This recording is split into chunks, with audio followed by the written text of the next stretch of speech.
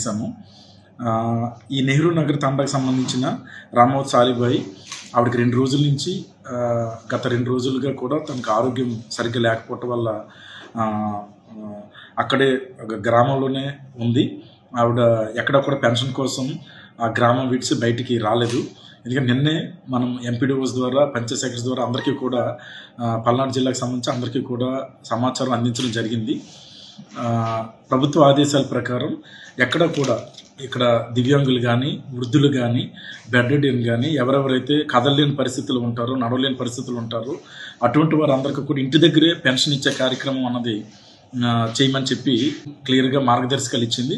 దాని ప్రకారం వారి ఇంటి దగ్గరికి పెన్షన్ ఇవ్వటం జరుగుతుందని చెప్పి సచివాలయ ఉద్యోగుల ద్వారా అందరికీ కూడా సమాచారం అందజేశాము.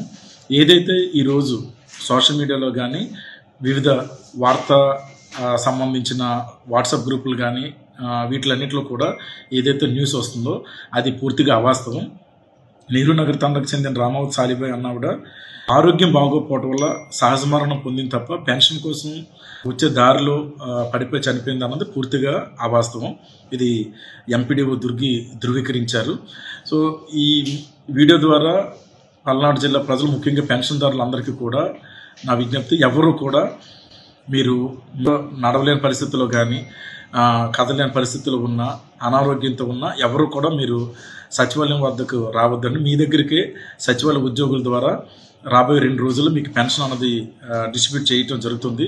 ఆల్రెడీ ఈరోజు పల్నాడు జిల్లా 10% మందికి డిస్ట్రిబ్యూషన్ జరిగింది సాయంత్రం 5:30 వరకు. ఇప్పుడు ఇంకా జరుగుతూనే ఉంది. రాత్రి 9-10 వరకు కూడా జరుగుతుంది. ఇంకా రేపు పూర్తిగా జరుగుతుంది. ఇది ముఖ్యంగా సచివాలయ ఉద్యోగుల ద్వారా వృద్ధులకు దివ్యాంగులకు అనారోగ్య సమస్యలతో ఉన్న వాళ్ళకు బెడ్ రిడెన్కి వీరందరికీ కూడా ఈ సమాచారం ఇవ్వాలని చెప్పి నేను కోరుతున్నాను.